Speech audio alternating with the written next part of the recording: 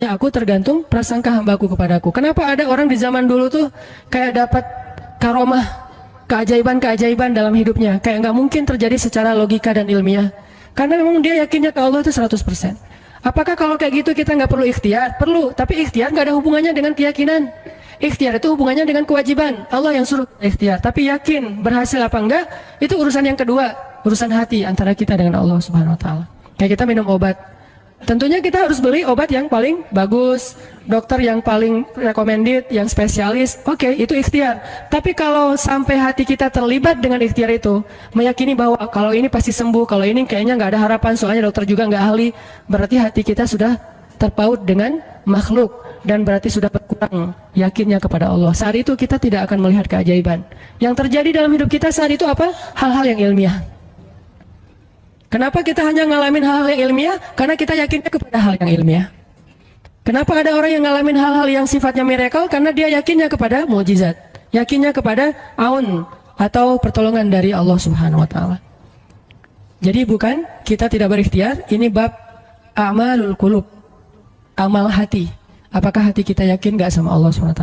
Dan Umar mendengar cerita itu semakin yakin sama Allah. Makanya nanti muncul kasus di zaman Umar tuh luar biasa. Ini presiden kalau imannya 100% ke Allah, ada masalah di negaranya tuh, dia tinggal bilang, ya Allah, beres tuh masalah. Jadi di Mesir waktu itu ada musim paceklik, sampai sungai Nil tuh hampir habis tuh. Sehingga air sungai Nil nggak mengalir lagi ke ladang-ladang jagung, gandumnya orang-orang Mesir. Dan orang Mesir yang dulunya menyembah anak sapi betina mulai syirik lagi nih. Mulai berpikir, kalau kayak gini mah sama aja. Setelah Islam datang kita tetap aja susah, paceklik. Mending kita doa lagi ke nenek moyang kita, dewa-dewa yang dulu. Gubernur Mesir yang namanya Amr bin As waktu itu ngirim surat kepada Umar ke Madinah. Ya Amirul Mukminin, Mesir sedang diuji oleh Allah dengan kekeringan. Dan masyarakatnya hampir syirik. Kami mohon bantuan dari pusat, dari Madinah untuk membantu bagaimana mengatasi kekeringan di Mesir. Begitu surat itu sampai ke Umar bin Khattab, Umar menulis balik surat dalam bentuk doa. Bismillahirrahmanirrahim. Ya Allah, turunkanlah hujan untuk masyarakat rakyat Mesir. Dikirim ini surat ke Mesir. Waktu itu ibu kotanya masih Alexandria, belum Kairo. Dikirim ke Alexandria, malam itu diambil sama Amr bin As. Pas dibaca oleh Amr bin As, Bismillahirrahmanirrahim. Ya Allah, berikan rakyat Mesir hujan yang mencukupi untuk mereka. Saat itu juga hujan turun. Sampai sungai Nil meluap dan menggenangi ladang-ladang jagung dan gandumnya orang-orang Mesir. Dan mereka bertakbir semuanya. Cuman ngirim surat doang dari Amirul Mukminin. Kan enak ya? Coba kalau kita hidup di zaman Umar. Ya Amirul Mukminin, saya belum dapat jodoh. Ya Allah, beri dia jodoh. Beres. Cepat banget loh. Ya Amirul Mukminin, dia nolak saya, ya Allah terimalah, terima. Yang kemarin nolak, hari ini, kenapa ya saya jadi serak sama dia gara-gara doa Amirul Mukminin. Ini artinya teman-teman, keajaiban dari yakin kepada Allah itu luar biasa dari kisah bapak tadi itu. Kalau kita berbaik sangka kepada Allah, kenapa nggak ikhtiar? Mungkin sudah ikhtiar, bikin pengairan segala macam, tapi belum berhasil. Yang kurang cuma satu, doa. Doa mungkin udah banyak, tapi belum diijabah karena doa-doa mereka tidak seajaib doanya Umar bin Khattab. Belum lagi Umar berdiri di atas mimbar. Ini mungkin terkenal nih, kejadian dalam perang Qadisiyah kalau nggak salah. Umar lagi khutbah Jumat di Madinah. Kaum muslimin lagi berperang di Irak melawan pasukan Persia, perang Qadisiyah namanya. Irak Madinah tuh kan kalau naik pesawat sekitar 2,5 jam, 3 jam, jauh tuh. Jakarta Medan lah, jauh. Nah, Umar lagi khutbah di atas mimbar, sholat Jumat. Tiba-tiba tema khutbahnya tuh ganti gitu. Lagi ngomong tiba-tiba beralih tema. Wahai kaum muslimin, naiklah ke atas bukit itu, baliklah kalian mundur-mundur gitu. Jadi Umar tiba-tiba kayak ngomongin sesuatu yang gak nyambung. Orang-orang heran, nih Umar kenapa? Oh ya udah biarin, namanya juga Umar gitu kan. Dia punya mungkin dia ngeliat setan atau apa, setan kan takut sama Umar. Diem. Udah selesai sholat Jumat, pada datang, ya Amirul Mukminin, tadi apa yang terjadi? Kenapa Amirul Mukminin ngomong sesuatu yang gak nyambung? Kita juga gak ngerti. Kata Amirul Mukminin, saya ngelihat Allah menampakkan kepada saya pasukan Islam di Qadisiyah yang terdesak hampir habis dibantai sama musuh, tapi saya ditunjukkan ke sebuah bukit yang mungkin mudah-mudahan itu jadi benteng untuk mereka berlindung. Saya suruh mereka naik. Orang kan nggak langsung percaya kan? Bener gitu terjadi kayak gitu. Kalau Rasul ngomong, mungkin aku naik ke langit, Isra Mi'raj, oke lah, itu aja masih ada yang mendustakan. Ini Umar yang ngomong, bukan Nabi yang nggak ada yang dapat wahyu. Orang nggak langsung percaya. Selang beberapa minggu kemudian pasukan Qadisiyah pulang. Jadi utusan mereka pulang bawa berita tentang kemenangan perang dalam perang Qadisiyah. Dia cerita, suatu hari di hari Jumat kami sedang berperang. Kami terdesak, hampir habis dibantai sama musuh. Udah nggak ada jalan untuk berlindung. Tiba-tiba kami mendengar suara Umar, Amirul Mukminin berteriak, wahai kaum muslimin, naiklah ke atas bukit ini supaya kalian terlindungi. Akhirnya kami mundur naik ke atas bukit dan selamat waktu itu. Berarti benar-benar terjadi. Kok bisa? Ya, qadarullah. Ini keajaiban iman mereka. Apakah kita bisa mendapatkan pengalaman-pengalaman kayak gini? Bisa, kalau keimanan kita dengan level yang sama. Kalau nggak selevel yang sama pun, minimal kita nusaddid. Kalau kita tidak bisa sama persis, minimal kita berusaha untuk nuqarib, berusaha untuk pengalaman kita nanti walaupun nggak sama persis, mirip-mirip dengan pengalaman mereka. Lagi-lagi bukan berarti tidak berikhtiar. Ini keajaiban-keajaiban yang terjadi. Dan saya juga baru ngalamin kemarin pas saya di seminggu, nggak kurang dari seminggu yang lalu, saya baru pulang dari laut di Batu Karas. Di sini ada teman saya, Agi. Mana Agi? Nah, ini Agi ya. Ini by the way model model iklan. Ada deh pokoknya iklan jodoh maksudnya. Agi ini anak Batu Karas. Agi boleh diceritain? Agi ini anak Batu Karas. Batu Karas itu Jawa Barat, daerah Pangandaran. Dari Bandung kurang lebih 6 jam perjalanan. Kalau lagi ada ombak saya suka ke sana nonton orang main surfing. Nggak main sih, main dikit-dikit tapi nggak jago. Nonton orang main surfing. Ketemu Agi. Agi nggak tahu tuh ya. 2 hari sebelum saya datang ke Batu Karas, dia sakit, kayak demam gitu. Mungkin habis diputusin kali ya.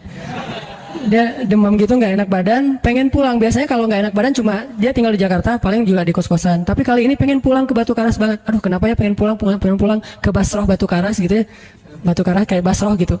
Pengen ke Batu Karas. Pas dia pulang, hari saya lagi mau main tuh, dia diajak sama temen dia, ngojek itu apa? Berenang yuk gitu. Yuk berenang yuk, berenang. Dia ikut, padahal lagi nggak enak badan, tapi pengen berenang. Pas lagi di pantai, saya datang ketemu loh, kayak kenal nih, hitam-hitam ektis gitu. Ternyata ketemu saya, Ustadz Hanan ya, ya kenalan. Ustadz saya tuh ketemu Ustadz kemarin di Maruya pas kajian minggu bulan yang lalu. Cuman karena jamaahnya banyak, saya nggak bisa ketemu Ustadz, nggak bisa salaman. Saya waktu itu membatin. Ya Allah, saya pengen banget ketemu Ustadz Hanan langsung, tapi jangan dalam suasana ta'lim yang ramai. Langsung berdua, mudah-mudahan terkabulkan. Akhirnya Agi banyak istighfar sebulan istighfar. Akhirnya terjadilah yang tadi itu, dia nggak enak badan. Saya juga tiba-tiba ujuk-ujuk, kenapa ya saya pengen ke Batu Karas, kenapa ya pengen ke Batu Karas. Ternyata di sana ada ombak kan ada Agi. Ketemu aja di Batu Karas. Itu cara Allah menskenariokan, dan itu terbukti banget loh. Istighfar bukan karena saya orang soleh, dan kita bisa istighfarin siapa aja. Saya pengen ketemu ini, saya pengen, dan itu ajaib. Kalau misalnya nggak ketemu pun di dunia, insya Allah ketemu dengan orang soleh itu nanti di akhirat. Apa ruginya beristighfar dan berdoa? Nggak ada ruginya kan? Ya Allah, saya pengen banget ketemu dengan, misalnya sebutlah ulama yang paling kita ngefans di Indonesia atau di dunia, siapa gitu, dengan Imam Sudais, Imam Masjidil Haram. Pengen banget jabat tangan sama Imam Masjidil Haram yang imamin umat Islam seluruh dunia gitu. Tapi kan nggak mungkin. Kita umroh, kita haji juga nggak bisa ketemu dengan Imam Sudais. Kita berdiri paling depan ya, di dekat dengan Hajar Aswad. Begitu mau sholat diusir tuh. Begitu selesai salam langsung dipagar betis sama askar-askarnya. Susah ketemu beliau tuh, ajaib banget kalau bisa ketemu. Tapi kan nggak ada salahnya beristighfar kan? Astagfirullah, astagfirullah, ya Allah, Sudais, astagfirullah, astagfirullah, Sudais, astagfirullah. Terus aja gitu. Pengen ketemu Sudais. Tiba-tiba bisa aja Sudais datang ke Indonesia, ada seminar apa, mungkin bisa ketemu. Yang paling logisnya. Atau kalaupun nggak ketemu di dunia, tiba-tiba bangkit dari kubur di sebelah kita.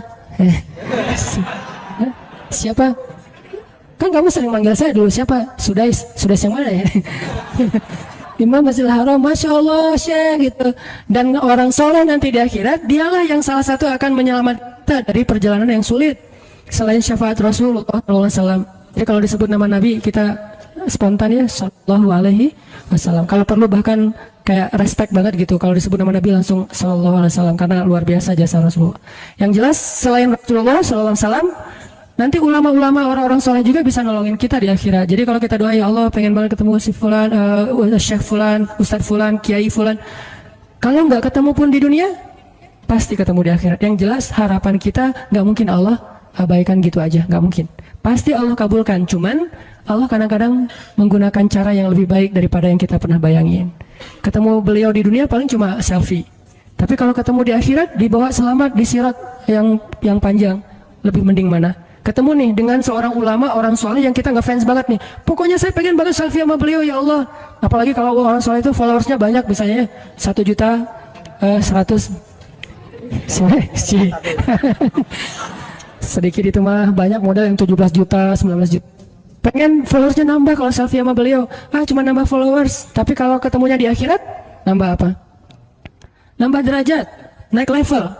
Kita jadi selevel dengan masuk ke level beliau, padahal kita mah malahnya nggak selevel gitu. Kenapa? Karena dibawa sama beliau.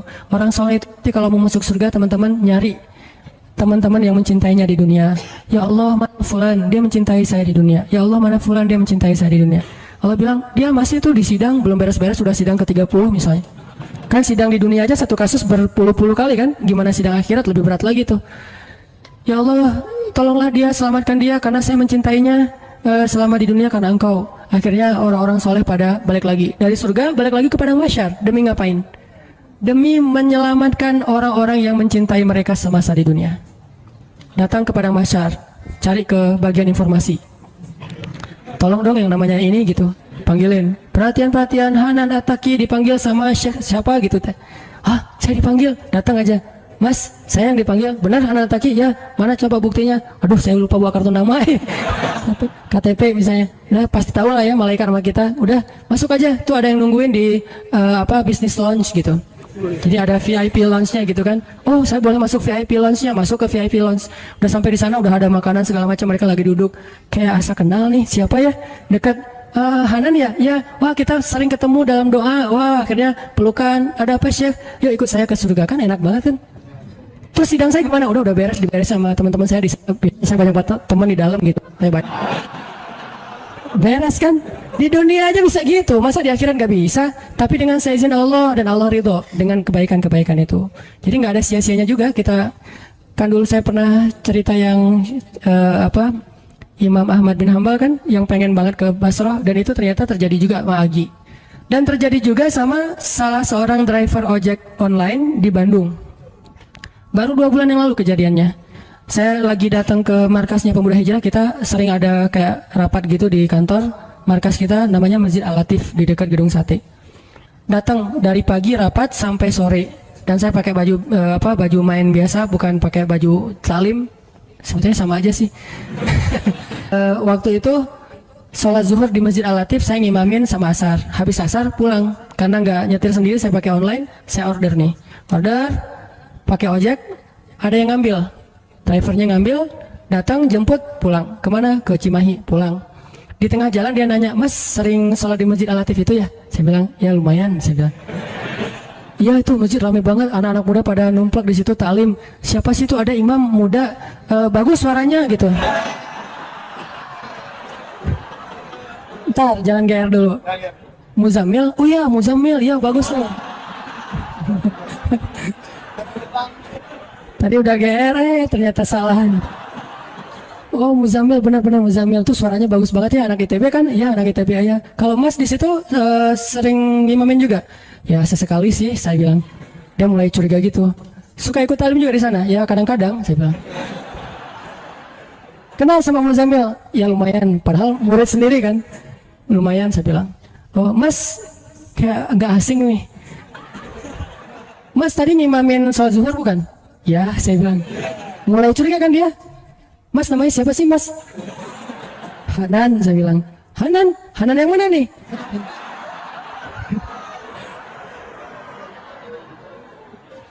Saya bilang Hanan At-Taqi. Wah langsung oleng dia mah. Oh Mas biasa aja Mas biasa aja gitu.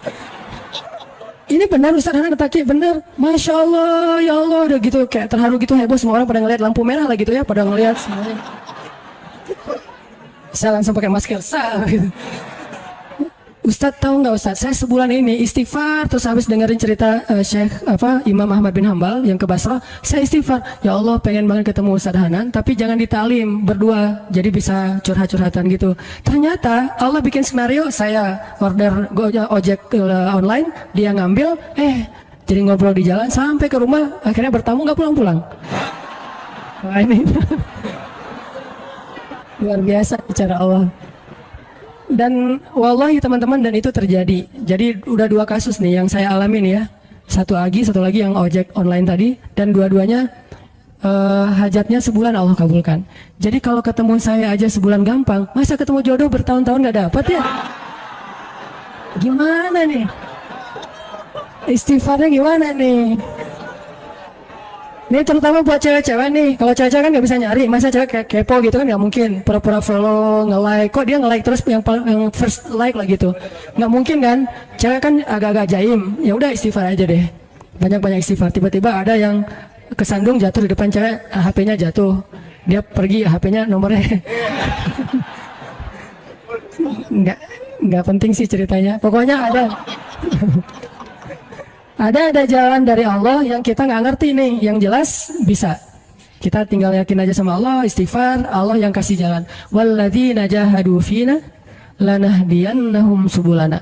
Pokoknya kalau kalian bersungguh-sungguh kata Allah di jalan kami, udah kami kasih jalan-jalan keluar yang subul, jamak dari sabil, banyak banget jalan keluar di sisi Allah. Yang penting kita jahadu fillah, berusaha di jalan Allah SWT.